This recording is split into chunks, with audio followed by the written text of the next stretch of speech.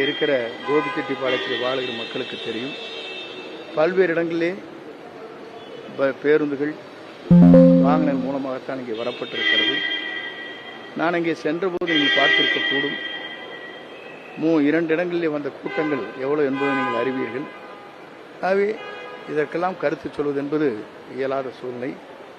ஒருவர் இயக்கத்திலிருந்து தான் பிரிந்ததற்கு பிறகு ஒருவரை பற்றி விமர்சனம் செய்வது என்பது ஒரு நல்ல நடைமுறையாக இருக்காது. அதை அவர் பின்பற்ற வேண்டும்.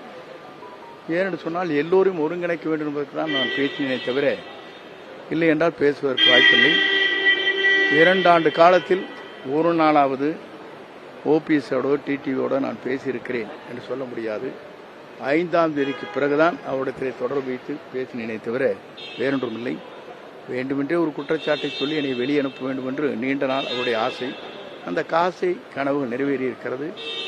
ஆகவே அந்த கனவை பற்றி எனக்கு அவர் நிறைவேறிய கனவு அவருக்கு வெற்றியாக இருக்கலாமே தவிர என்னை பொறுத்தவரையிலும் என்னுடைய பயணங்கள் சரியாக இருக்கும்.